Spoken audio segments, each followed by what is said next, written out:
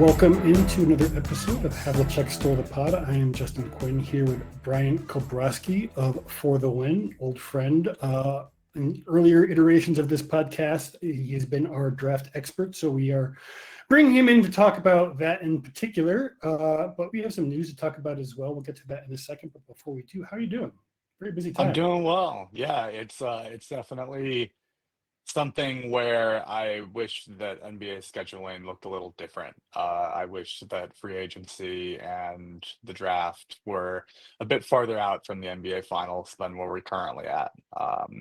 I would love to be able to cover both in earnest and even, other media outlets. Like I know that something ESPN's dealing with in their broadcast as well, of like balancing like how much to talk about the draft and some free agency and the trade market, which affects all 30 teams, versus the finals, which is effectively just two teams. And I think my coverage is certainly about finding that medium as well. So it's been interesting and fun.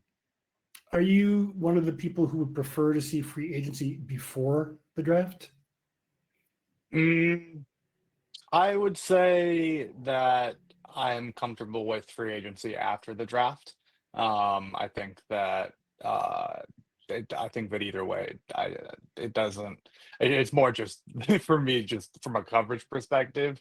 Uh, it would be better if it were not so close to the finals. That's really the part that I care about. That's what I'm underlining and double bolded.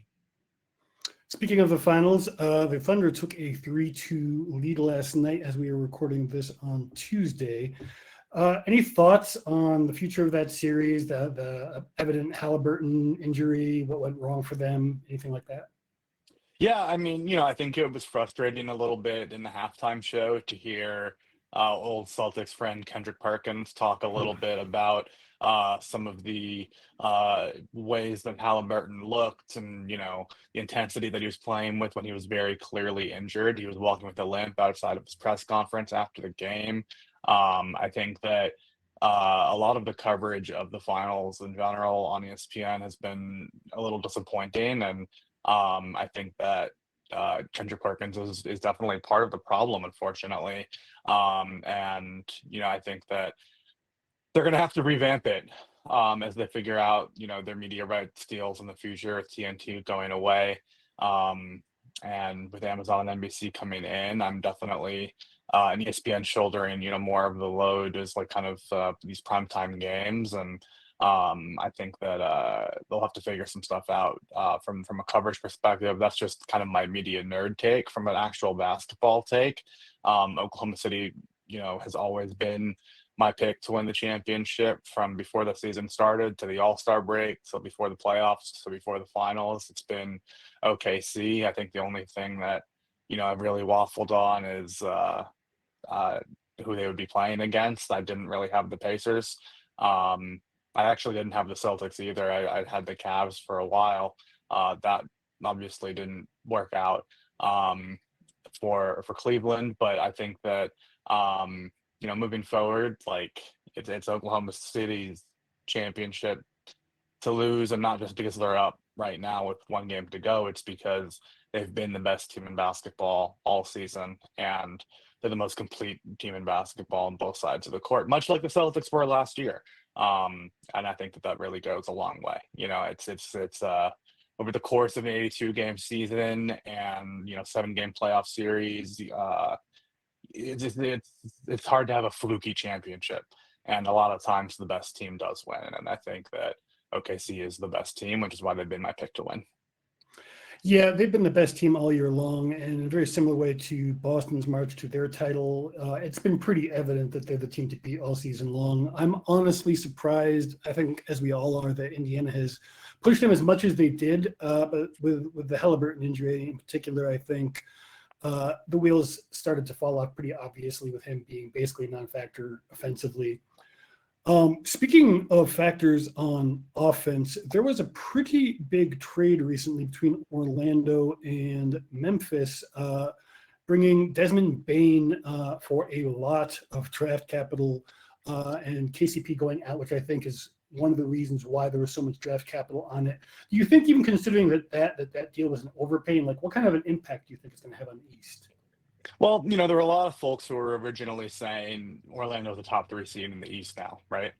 I think Orlando would have been a top three seed in the East next season either way. I think this obviously solidifies it, and I think it's less about them being a top three seed in the East and more about can they win the East? Like that has to be the conversation. Can they get past the Pacers? Can they get past the Knicks? Can they get past the Cavs? Can they get past any other team that's feisty next year that we don't particularly see coming the way the Pacers have been this year? And I think that with this starting five, they can. And they also did not sacrifice much depth. They have, plenty of players that they've drafted still within their system, still developing. They have three like viable centers with Wendell Carter Jr. and Goga Bitadze and Moritz Wagner. I think that I am one of the biggest Franz Wagner fans in the NBA. I think that he is incredibly underrated. I think that when he's on, he's one of the most valuable players in the NBA. And Paolo's obviously a rising star as well. So if Orlando identified their guy and they think that that's Desmond Bane, then I get it. I think that realistically, he's exactly what they needed. They did not have the shooting. That was clearly an issue for them. And if they think they're going to be good, then most of these picks won't be very good. The one pick that's really potentially going to be a problem is that swap that would either include the Wizards or the Suns. And we'll see what happens with the Kevin Durant trade. But ultimately, that could be a potentially really good pick in the 2026 NBA draft, which is a solid class where there is potentially 5 to 7 guys who can return value. And if that pick ends up being one of those guys going to Memphis, then sheesh, because Memphis has a pretty good core as it is, and I don't think they're going to be trading Ja or Jaren. For Memphis, you do that deal 10 times out of 10. I know how much you love Desmond Bane, but ultimately, I think Jalen Wells will fill a lot of the role that Bane played for them, and they identified talent well there. They have another draft pick now and just outside the lottery at 16 that they acquired in this move, where they'll be able to get a new guy on a rookie scale contract. If there's any front office that I can trust to really identify talent, it is Memphis's front office. They've done it time and time again. With value outside of the lottery, I think that they have a good group of guys in place to figure out who they can identify. And I've got some theories based off of previous drafts as to who that might be, just kind of based on the versatility of the guys that they like. So I'm curious to see if I'm correct in my theories about Memphis' draft philosophy, because I've looked at some tendencies in the past that tend to align. So I'm excited that Memphis is back in the first round, because they always kind of draft my favorite types of players. And I was disappointed in my mock drafts that I wasn't able to include any Memphis picks in the first round this year because they didn't have a first round pick. I'm really excited that now in my future mock drafts that I'll be able to add Memphis back in. Now they're back in the first round. Very cool.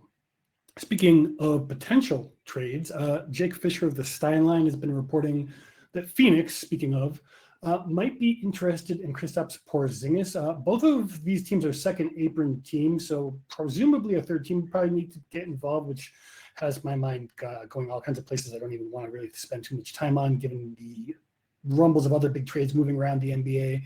What's your opinion on Phoenix Kristaps? specifically? Yeah, exactly. What's your opinion on Kristaps? Do teams have any interest in him as a player, or is he just like a walking trade exception at this point? It's hard to gauge. I think he's not a name that I hear very often. I think that I would love to know what's going on with his health. I think that whatever sidelined him last year beyond his physical injuries, but his illness seemed to Yeah. be a legitimate concern that I would be doing deep investigation to if I were trading for him. Obviously, he can be a valuable player on a championship team. We've seen it as recently as 1 year ago around today. And, I think that um, there's a way that he could return value on the court at a cheap price. I mean, I think Porzingis, is able to be good when he's good. Like, there's no doubt about that in my mind. For me, with Phoenix in particular, they don't have draft capital, right? So they don't have their own draft picks. And so if I'm Phoenix, I'm going to do whatever I can to not tank, which is why if I can, I'm going to try to get a guy like Rudy Gobert over a guy like like a younger prospect, a first or second or third year player. That's going to have more value to me because I'm not trying to bottom out if I'm Phoenix. Mhm. I think they might inadvertently bottom out anyway, just because I don't think they have a particularly talented roster. Yeah. But I do think, in theory, a defensive-minded player like Gobert is more complementary to the Devin Booker, Bradley Beal core when you're not going to be able to move Bradley Beal with his no trade clause, as it were. Porzingis similarly, has the defensive edge to him with his rim protection that he can potentially provide. So I could see why Phoenix would identify Porzingis as a potential guy to buy low on that could potentially help them win some games. I think Porzingis, Gobert, whoever they add, I still see them in the Western Conference as, at best, a play-in team Yeah. without Kevin Durant in that picture next year. And that's with all respect to Devin Booker, who I do think is very good. It's just that the supporting cast around him is not great, and the young core is not developing outside of Ryan Dunn, who's the only guy they've really been able to draft. So, if they can find ways to bring Porzingis in, I'd be curious, but I think that would probably have to be involved in the KD deal, and we don't know where the KD stuff is going. It would probably be a three-teamer, so kind of hard to unravel that one because, for salary matching purposes, I'm trying to figure out who else in Phoenix it would be. Bradley Beal would have to waive his no trade clause, and it doesn't sound like he has much interest in doing that. So I mean, Booker's not going to Boston. So like I don't know what the one for one there would be either. So I think that would probably likely, just based on the mental math of salary cap matching, likely be part of that Durant package, I'd imagine. Also, Drew Holiday and Sam Hauser have been coming up in a lot of trade rumbles. What kind of value do they have, in your opinion, around the league? Well, I think Drew Holiday has long been considered one of the best character guys in the NBA by every front office. Every team wants to have a Drew Holiday. Winning has followed Drew Holiday, much the same way it has Chris Paul. I think that Drew Holiday is somebody who is going to return value just based off of who he is as a leader, especially for a young franchise, potentially. But a contending franchise will also have interest in bringing him in as well. It's just going to be the number, right, of how you get to that salary matching, to what are you sending out to make Drew Holiday appealing to your roster that Boston can then take back as well. That's on an expiring. So I think that, there are teams who will like Drew Holiday. Like, I would like Drew Holiday on my roster, but how much am I giving back to be able to pay Drew Holiday is a different conversation.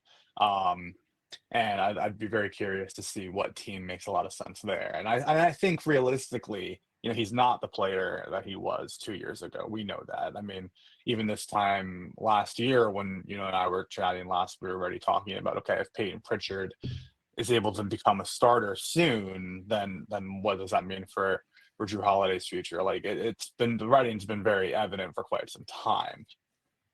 As for Sam Hauser, I think that there is value there as well, for completely different reasons. I mean, all 30 teams could use Sam Hauser, and that's a more cheap, easier salary to move as well and to match with. So I wouldn't be surprised if he'd be able to return some value. But Sam Hauser is also not a player that's going to win you a ton of games if you're Boston by himself. So at that point, like, you could probably hold on to him and, have him back when Tatum returns. Okay, so that's probably why we heard earlier this week also from Fisher that the Celtics are not operating like a team that is desperate to shed salary. And for me, that just means we can hang on to Kristaps and poof, there was $30 million and everything we're worried about is basically solved at that point. They might even be able to bring him back on a cheaper salary and accomplish a lot of that anyway. But as far as that goes, there's only a little bit more Celtics news in terms of Phil Pressey being elevated to coach the Maine Celtics. And everything else really has been starting to shift towards the draft, which is what I'd like to do with you. But before we do that, we have this little segment that we call the Steal, where our guest gets to talk about something that we don't necessarily have on the rundown. So I was wondering what you might have for us this week. Yeah, so I'm just going to take a slight NBA draft and NBA Finals fusion take here. Okay. Every year, players and agents and evaluators love to make comparisons to guys in the NBA. It's a common theme that we're going to see until the end of time. And there's some guys that probably should be pretty close to off limits in terms of, like, don't say you're going to be Jason Tatum, for example, unless you're Cooper Flag or the one pick, because Jason Tatum's a superstar. Like, if you're projected at 16, whatever. But a lot of guys who are, represented by agents will be in media members' ears like me and say, listen, like, I've got the next Jalen Williams in my on my client list this year. He's going to be a huge riser during the combine, and he's going to be a huge standout. And and we're always looking for the next Jalen Williams now as media. And I think that Jalen Williams is one of one. I think that what he did to become a fringe first rounder before he was drafted, he was barely considered a first rounder.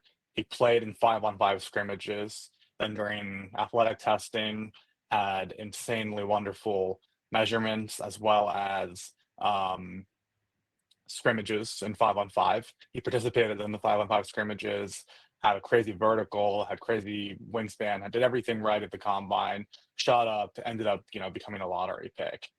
That happened to Jalen Williams because he was playing at Santa Clara, and it was really special and a really unique set of circumstances where he was not one of the top players in the country, and ended up really, obviously, if there was a redraft, he'd probably go 3, maybe 2, whatever it might be. Not every draft class has a Jalen Williams, so I would hope that in future draft cycles we stop trying to identify who the Jalen Williams of this draft is going to be, because it's so rare. It's so rare for that convergence of events to happen where you have a guy who was barely considered a first rounder now become a guy who just scored 40 points in the NBA Finals game. I mean, 40 points in the NBA Finals game. You have to be a superstar caliber player to be able to do that. He did that. And I just think that, to all future players and to all agents and to all media members trying to make that comparison, like, let's stop looking for the next Jalen Williams, because it's impossible to replicate what he did. Like, he is one of one. Like, there will be guys who will improve their draft stock during the combine. I can tell you a few of them when we go over some of the names later who did it this year. But to improve it as much as Jalen Williams did, that's a really unique thing. So that's what I want to highlight. Very cool. I like that too. I have a guy in mind I think that might really surprise people. I don't think to that level, to your point, but I do think there is at least a couple pretty interesting guys buried deeper than I expected in a lot of mock drafts, but we could talk about that. Let's take a closer look from the Celtics perspective at the draft. The Celtics, of course, are picking from number 28 and 32 in the first and second round, respectively. They probably need to address big and guard depth. Wings, they're more or less okay on, but probably they would go for one if the right guy fell to them. They are in that market mostly because of what we've been talking about earlier in terms of maybe Hauser going, but more specifically Drew and Kristaps Porzingis being the most likely candidates to leave the team in any kinds of trades in this offseason coming up. But there's also been some rumbles. I'm not so sure about the sources. They don't seem to be too connected to the Celtics, but there's been some rumbles that the Celtics would like to trade up. Any whispers, any thoughts on that? I haven't heard the Celtics as the candidate of a team that's going to move up, but something I always tell people is if there was a trade agreed upon or something of that nature, like we would have heard it, and we haven't heard it because it hasn't been agreed to yet. So there's no traction right now that indicates that the Celtics are going to be picking higher, but if there's a deal, like there's a deal, and I would not be surprised either. I mean, I could see why, if they feel that there's the right candidate for them to move up, they would go and grab them. And so I think it might come also down to how the draft board looks. Maybe a guy is falling that they thought could be available. And so I could easily foresee a scenario like that. Okay. Our colleague Cody Taylor of Rookie Wire has a great list of Boston Celtics workout. It's too long for me to list here, but it seems what you're talking about seems to be reflected in the fact that just about everyone that they have been working out has been like mid to late first at the highest, and lots of undrafted guys as well, which hints that maybe they might even consider trading back instead of up. Beyond that, I've got some guys that I would like to take a closer look at. You told me that we should take a closer look at in terms of Johnny Broome of Auburn. Why should the Celtics be interested in Johnny Broome? Yeah, well, there's a few things that I want to point out. The first is that Cody's list, and Hoops Hype also has a list within USA Today's family of draft coverage of reported workouts, where the guys who are coming in for workouts are often reported workouts, right? There are going to be some workouts that we don't hear that are reported that still happen. Okay. And I'm not saying that this is what happened with Johnny, because Johnny's one of the reported ones, but there are potentially guys that you like for the Celtics who maybe the Celtics have seen that just haven't reached the media yet. Okay. When I talk to players during my interview process, like I'm usually asked not to ask about which teams they've already visited, and a lot of the times it's because they don't want to be linked too much to anybody, but these guys are traveling and visiting with more teams than they say they are. So just because there's not a reported workout doesn't mean it hasn't happened. And I think there are guys who have worked out for way more teams than they say that have worked out with, or that reporters have gotten wind of. Some teams make their workouts public, some teams do not. I don't think that the Celtics release all of their workout immediately. I'm not sure if they do or if they don't. I know like the Trailblazers do. Like it's very clear, but the media gets a whole list of here's who's coming in. I think Orlando does that. There's certain teams that do, certain teams that don't. But there's always ways to work out a player. And also you never know what they spoke to at the combine as well, because at the combine, like there's plenty of conversations with players where a team could be like, we're so impressed with that conversation that we're going to do it here. So just because we didn't have the workout in person doesn't necessarily mean that they haven't become infatuated with them. Okay. But I think that Johnny was one of the guys who you said has worked out confirmed, or was on Cody's I believe list so. of workout Yeah. guys. Yeah. Yeah. The reason why I brought his name up is because I think that he's one of the guys who, at least in that range of where the Celtics are picking, I think that he's a late first, early second round pick. And for a team like Boston, he makes some sense to me because he is probably a potentially early contributor, unlike some of the other names. And Boston's in a unique scenario because maybe next year they might not be in that window as much, but his sophomore season in the NBA, by that point, he will be, hopefully rotation ready right away.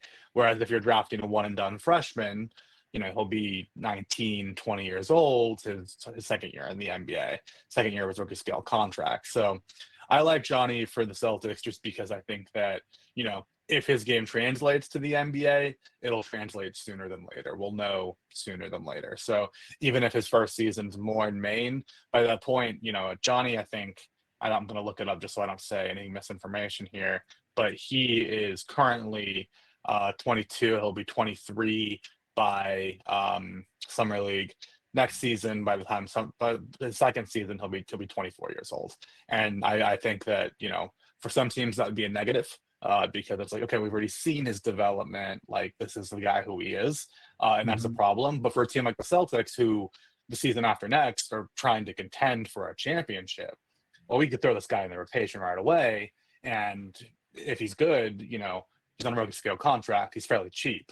And especially if they use a second round pick on him, an early second round pick, or even a late first, that's a pretty cheap contract. And that's a valuable player to have. So that's one of the reasons why I wanted to highlight him, is because he was, besides Cooper Flagg, the single most productive player in college basketball last year. And that's not always something that translates to the NBA. Luka Garza a couple of years ago was the single most productive player in college basketball, but last year, the most productive player was Zach Edey. And, he had a solid rookie season for the Grizzlies. Difference, obviously, is Zach Edey is 7'4", and Johnny is not. But I do think that Johnny is a very skilled player who can potentially make an impact sooner rather than later in the NBA if it translates. There were some limitations at the combine that made it seem like maybe it won't translate, but I think he's around that range, and I've had a mock at the end of the first before. Okay, that's about where I have been seeing him as well. I've heard backup big man at the NBA level is probably his ceiling. The things that stood out to me is that he's not super slow like Zach Edey, but he also doesn't seem to be much of a leaper. And his three-point shot looks like it could be okay, but it doesn't look, when I look at the stats, like it is okay. Is there any future for his three-pointer? Yeah, I mean, I think that the fact that he's at least a somewhat willing shooter suggests decent potential translation. His, I guess last year he was a super senior, but the year before that, it was 35% on 2.3 attempts per game. He kept it at 2.5 his super senior season, and, was below 30. That he's at least a willing shooter is much better than when you see guys who are at 0.0 attempts per game, which many bigs are. I mean, one of my favorite players in this draft is Colin Murray-Boyles, who I think measured around 6'6", 6'7", and he didn't take any three-pointers. And that's an issue. Like, you want guys who shoot, and Colin Murray-Boyles, he can kind of do everything else, but he's not somebody who shot the ball at all in college. I mean, he literally averaged 0.1 or 0.2 three-pointers attempts per game his freshman year, and then his sophomore year increased it up to, it didn't make any. In his sophomore year, he attempted one, but that's as a 6'6" player. Johnny, is taller than that and was at least taking more than that per game. So you like to see at least that willingness to step beyond the arc. Okay. Another person that the Celtics have worked out. I'm a little skeptical. I mean, this would be, I guess, a trade-up option because he has kind of gone up in the boards recently. Is Cedric Coward? What are your thoughts on him? Yeah, listen. I interviewed Cedric Coward, talked to him for half an hour. I have been hearing his name for quite some time in this draft cycle in particular, and have spent a ton of time thinking about him and what it could potentially look like at the next level. I don't think he'll be available when the Celtics are on the clock. They will have to trade up for him, period. If he is there, I think that would be a sign that a lot of people have been fooled during the pre-draft process, because, I think a lot of evaluators, myself included, have him closer to the 12 to 17 range right now. And before this, by the way, month, I would say the end of May, even around the combine time, around the lottery time, this is exactly where he would be, and he would be a perfect pick for the Celtics. That's, I would sprint to the podium there. I also think that, and like this is as somebody who spoke to him and really enjoyed that conversation. Candidly, I do think that that 12-17 might be a little rich, potentially for a guy who only played 6 non-conference games last year. Yeah, he had the shoulder injury, right? He had multiple injuries. He's healthy now. He looked great at the combine. He's looked great in workouts. He's a great interview, and the numbers are good. I could see why there'd be potential hesitation for a team, but I could also see easily why they would want him in that range. I would rather have been like, if I were a front office, I would have much rather his name had been a secret and tried to get him at the end of the first, but his name's not a secret anymore. And now that he's, in the public and we've seen his measurements and we know, that he shot 40% in his small sample size, and he has a 7 foot, nearly 3 wingspan, and he's the prototypical NBA wing archetype of a build. I don't think it's happening for the Celtics unless they move up. But hey, there's a real chance that if they want to move one of their players off, if they don't think that next year is a contending team, maybe they do get into that range where, okay, so if we said 12-17, maybe he's still available 15, 16. Maybe there's a team that, has duplicate picks in the first round. Maybe Oklahoma City, for example, just to give an example, at 15. Oklahoma City is like, we have 15 guys in our rotation as it is. We don't need to add another rookie. We certainly don't need to add Cedric Coward, who is a senior last year and probably wants to play. Maybe the Celtics look at him in that example where they're like, well, we could probably give enough assets to get to 15 if they want to move a couple pieces. So in that case, I mean, listen, I like it for the Celtics. I think there's not necessarily 14 guys that I could say I confidently like better than Cedric Howard in this draft either. So around that 15 range, that non-lottery range, sure, why not? Like, I would do it. I think there's also a chance he could go before that. Like genuinely, like I think that they're like, I've talked to people who cover the Trailblazers and they're like, we would want him at 8, not the Trailblazers, the reporters. But the reporters are like, if we were in charge, that's what we would pick. So, there are teams who would pick, there are fans of teams who would pick him as soon as 8. That's all I'm trying to say. But if there's a trade to be had, I think that, Boston should look into it, but I don't think he'll be on the clock when they're around. Okay. There's a trio of guard wings, Chaz Lanier of Tennessee, Micah Peavy of Georgetown, and Drake Powell of North Carolina that perked mine or your interest. Which of them do you think would make the most sense for Boston to target where they are more likely going to be drafting? Give me the names one more time. Chaz Lanier, which you suggested, Micah Peavy, and Drake Powell. I would say that Drake Powell's the earliest probably pick of that group. He reminds me almost of Peyton Watson a few years ago from UCLA, who was drafted at the end of the first round by Denver, despite very little productivity in college. But good NBA build, good athletic testing, just didn't get enough run in college, and that's why he fell as late as he did. The Celtics in the past, and this may have been more of a Danny Ainge thing, had liked those kind of guys. I don't know. Utah in the past couple seasons seems to have picked guys who have fallen in the draft, but were highly rated players. Like Isaiah Collier and Kyle Filipowski were both McDonald's All-Americans. Drake Powell was a McDonald's All-American. I don't know if that sort of thing has translated to the front office. If it did, maybe it's something that Austin Ainge also liked and is going to bring with him to Utah. I don't know. But Drake Powell, I think, is probably, if I had a big board, the highest guy on my big board.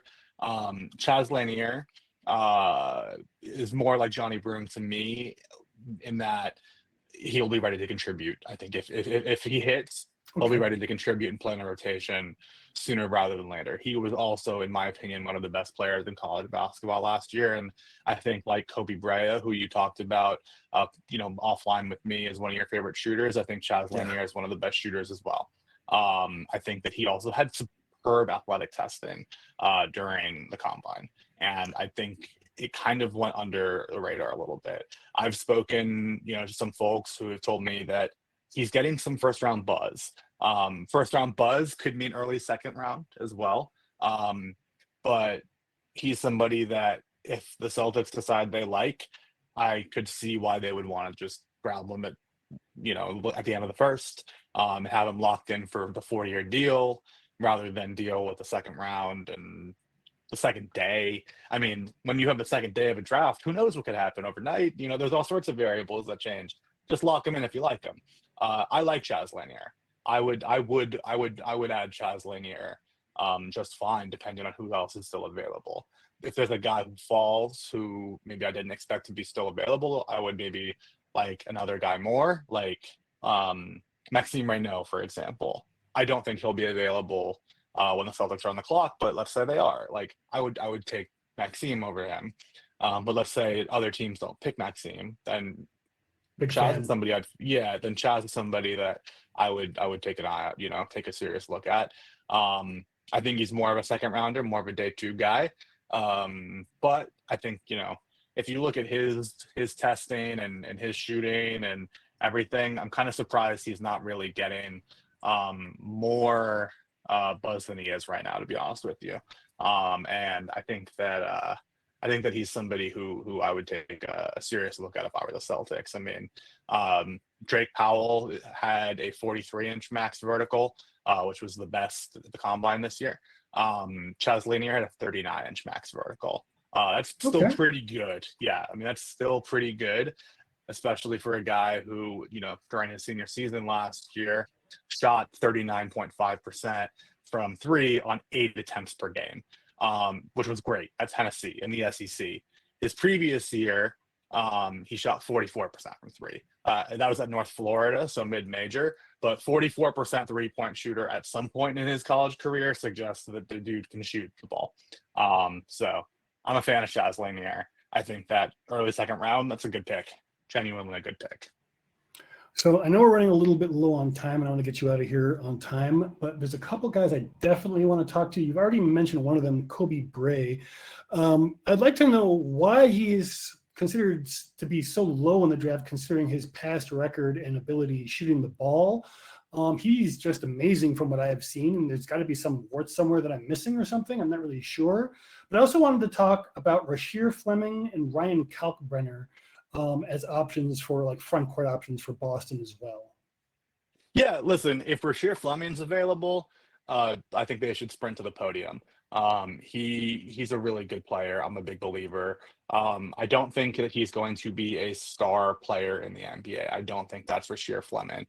But he is a guy who knows how to be a role player. We've seen him do it before. He was a backup in high school, behind DJ Wagner and a few other guys in Jersey who were, stars in high school. He knows how to be a role player. And at St. Joe's, he was one of the only players in the country to record as many dunks and 3-pointers as he did. Guys who can use their wingspan to throw the ball, at the rim and dunk and shoot threes and have a good kind of shot diet, typically do well in the NBA. And he shot the ball well, and he was able to dunk often. So, even if his role is just kind of hitting corner threes and dunking, like, it's a guy you want on your roster. So I would definitely pick Rasheer if he's on the clock. Ron Kalkbrenner was very, very productive. I think that he's right in that exact range of like 26 to 34. Just to throw out some numbers, I don't have those confirmed. That's just kind of speculative. But I would say that he's a valuable player who I think can, listen, I'm an Oregon fan. He looks good against us. Like Ryan Kalkbrenner gave us nightmares. So I think he's gone a little bit underrated during this draft process. True positional size, like a huge, huge player in the front court. If you guys are moving off Porzingis, like you want a big body to throw down there, with like Luke Cornett, two dudes down there who are just genuinely big dudes. Like Ryan Kalkbrenner is a genuinely big dude who was productive in college. And Kobe, I don't think there's any red flags. I don't think there's anything in particular that you're missing. I would say with him that sometimes it's just a game of who's spinning what to who when. when it comes to mock drafts. And, there's long-standing agents who are in the ears of guys who do mock drafts, and they have built up relationships over long periods of time where they know, like, hey, this is my guy, this is that. And perhaps with Kobe's situation, it just hasn't reached certain people's desks, or he just has kind of flown a little bit under the radar. I don't think that makes it unable to translate. I think that he's looking to get his name out there, and he's somebody who is just, it wasn't John Calipari's Kentucky last year that he played for, so it wasn't exactly as much as the highlights and the big show as previous seasons at Kentucky. But they were still a good team, and they were a tournament team, and he was a good player for them. So I think that he's another guy that I would keep an eye on for sure. Okay, well, I know you got to run, so let's get you out of here on something to remember. For me, something to remember was the interview you got me back in his draft process for Aaron Nesmith, and the look on his face when I asked him if he would like to be drafted by the Boston Celtics. He kind of gave away that he had already been speaking with them about such an outcome. That was really just an awesome moment to see the look of joy on his face, but particularly when it came true later, just looking back on it. What do you got for us?